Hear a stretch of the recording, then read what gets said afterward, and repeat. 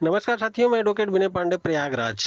दोस्तों, मैं आप लोगों को बताना चाहता हूँ कि 69,000 का जो है 69,000 शिक्षक भर्ती का जो फोर्थ काउंसलिंग के लिए हम लोग प्रत्यावेदन भेज रहे हैं, उसमें जो दोस्तों चाहें तो आप एक ही प्रत्यावेदन में 10-20 लोगों का इकट्ठा साइन कर मतलब वो नाम और एटीआरई रोल नंबर डालकर जो है आप भेज सकते हैं। ऐसा नहीं कि मतलब सबको पर्सनल भेजना है, लेकिन ये है कि क्योंकि जो सीनियर अधिवक्ताओं से मैंने वार्ता की तो उन्होंने कहा कि चल सकता है, लेकिन चूंकि देखिए अलग अलग जिलों से अलग अलग लोग रहते हैं और सबका एटीआरई रोल नंबर वगैरह अगर जो है मिलने में दिक्कतें आ रही हैं तो थोड़ा सा जो है आप पर्सनल एक एक करके भी भेज सकते हैं।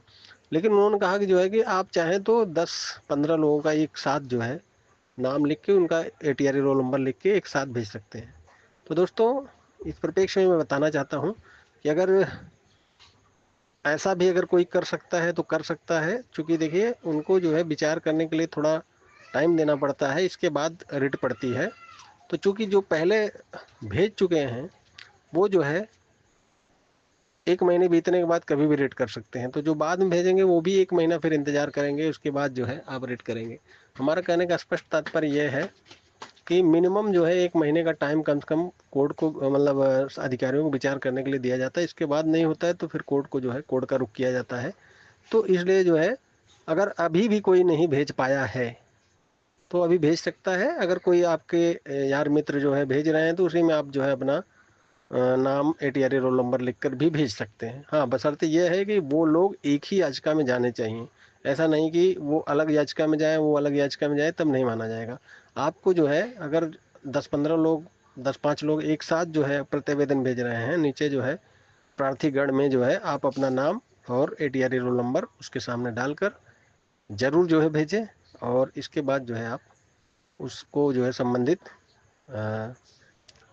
जब कोर्ट में जो है जब जाएंगे तो आप जितने भी लोग रहेंगे वो साथ में जाएंगे। फिलहाल तो दोस्तों मेरा स्पष्ट मानना है कि जो लोग अभी भी नहीं भेजे हैं वो भेज दें, क्योंकि जो है जुलाई जैसे ही लगेगा पहले या दूसरे दूसरे हफ्ते, चूँकि 10 तारीख के बाद ही ज़्यादातर लोग भेजे हैं, तो दूसरे हफ्ते के बाद जो है इस पर जो है यदि एक बार सचिव से मिला भी जाएगा, चूँकि सचिव का जो है कार्यालय जो है हमारे घर से इलाहाबाद के घर से जो है मात्र 1 किलोमीटर की दूरी पर है।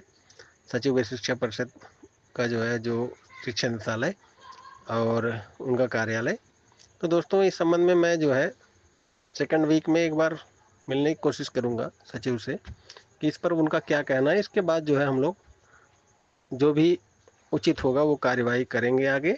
फिलहाल तो दोस्तों मेरा स्पष्ट मानना है कि आप सभी लोग जो भी 0.5 तक जो है लास्ट मेरिट से कम रह गए हैं वो लोग एक बार प्रयास कर सकते हैं। उसके नीचे वाले भी अगर देखिए, हमारा स्पष्ट मानना ये है कि यदि जांची लाभ मिला तो फिर वहाँ पर मेरिट की नहीं देखी जाती है, लेकिन ये है कि चूंकि मेरिट की बात है, यहाँ मेरिट पे जो है बहस हो रही है। मेरिट पे बहस होगी। सुप्रीम कोर्ट के एक आर्डर जो डी वाई चंद्रचूड़ ने भी हाल ही में दिया है नवंबर 2024 में, उसमें जो है स्पष्ट कहा गया है कि एक एक सीट भरे जाने तक जो है भर्ती प्रक्रिया बंद नहीं होती है और एक एक सीट भरवाने के लिए हम उस आर्डर के आधार पे जो है लड़ाई लड़ सकते हैं। इसके पहले दोस्तों ये था कि बेसिक शिक्षा नियमावली में ये प्रावधान नहीं है कि जो सीटें जो है अगर खाली जा रही हैं, मतलब जो मतलब एक बार जो भरा गई बाद में जो है खाली जा रही तो उसको भरा जाए, चूंकि नियमावली में नहीं था। तो लेकिन सुप्रीम कोर्ट का वो जजमेंट जब से आया है दोस्तों, तब से जो है वो एक मील का पत्थर साबित हुआ है। क्योंकि देखिए नियमावली में आप जो है प्रावधान नहीं किए तो इससे मतलब नहीं है। सुप्रीम कोर्ट का लेटेस्ट जो जजमेंट आया है कि कोई भी भर्ती प्रक्रिया तब तक नहीं बंद होगी जब तक एक एक सीट भर नहीं लिए जाते। तो दोस्तों इसके लिए प्रयास किया जा सकता है। और चूंकि ये भाई कुछ ऐसे भी लोग हैं जो जिनकी लास्ट अटेम्प्ट है, और ज़्यादातर लोग चूंकि बीएड धारी हैं उनका तो लास्ट अटेम्प्ट है ही दोस्तों, लेकिन जो है कुछ ऐसे भी हैं जो कि ओवर एज हो गए हैं। अब वो किसी भी भर्ती के लिए जो है एलिजिबल नहीं है, तो उनको भी जो है फ्रंट पे किया जाएगा याचिका में, ताकि जो है ये दिखाया जाए कि देखिए जो है अगर अधिकारियों ने गलती की, गलत लोगों को भरा, तो उनकी सीटें मतलब अगर अच्छे योग्य को मिल सकती थी वो अधिकारियों की गलती की वजह से जो है दूसरों को मिली और बाद में फिर वो सीट खराब हुई और उनको बाहर किया गया, अभी भी सीटें खाली हैं। तो दोस्तों निश्चित रूप से कोर्ट को विचार करना होगा। और सबसे मेन जो है वो है हम लोगों का सुप्रीम कोर्ट का वो जजमेंट जिसमें जो है उन्होंने स्पष्ट कहा है कि एक एक सीट भरे जाने तक भर्ती प्रक्रिया क्लोज नहीं होती है। अगर भर्ती प्रक्रिया क्लोज करना है तो उचित कारण देना होगा। उचित कारण का मतलब ये है कि कोई एसटी की सीट है तो आप ओबीसी से, जनरल से नहीं भर सकते, इस तरह का जो है हो तो भले जो है। लेकिन दोस्तों चूंकि इसमें उच्च गुणांकधारी जो है लोग हैं, तो निश्चित रूप से जनरल की सीटें, और जनरल की सीटें सभी वर्गों के लिए होती हैं। फिलहाल तो दोस्तों प्रत्यावेदन जो लोग नहीं भेजे हैं, अभी भी टाइम है। आप सारे लोग जो है अगर पहली याचिका में नहीं जा पा रहे हैं तो दूसरी याचिका में जाए, और 10-15 लोगों के ग्रुप बना के आप डाल सकते हैं। एक ही लेटर बना के जो है उसमें जो है 10-15 लोग जो आपके इष्ट मित्र हैं, ये इतना ध्यान दीजिएगा उन सारे लोगों की याचिका एक में ही जानी चाहिए, अन्यथा जो है फिर वो थोड़ा सा गड़बड़ हो जाएगा। अगर आप 10 लोगों का, 5 लोगों का, 8 लोगों का, 5 लोगों का, 2 लोगों का, 4 लोगों का अगर एक साथ भेजना चाहते हैं तो भेज दीजिए, एक ही लोग भेज दीजिए उससे जो है, लेकिन वो सारे लोग एक साथ एक ही याचिका में जुड़ने चाहिए। फिलहाल तो दोस्तों जैसी सूचनाएं रहेंगी मैं आपको देता रहूँगा। चूँकि जून का लास्ट हफ्ता चल रहा है, अब जो है दोस्तों जुलाई में कोर्ट खुलने वाली है। कोर्ट खुलते ही हम लोग जो है इस पर अपना आगे की प्रक्रिया करेंगे। सबसे पहले सचिव से वार्ता होगी, सचिव क्या कहते हैं इस संबंध में, क्या वो काउंसलिंग कराने के लिए कुछ अपने विचार रखते हैं या नहीं रखते हैं। नहीं रखते हैं तो फिर हमारी जो लीगल लड़ाइयाँ रहेंगी वो एक विकल्प के तौर पर रहेंगी। और दोस्तों मैं सचिव से कभी भी मिल सकता हूँ।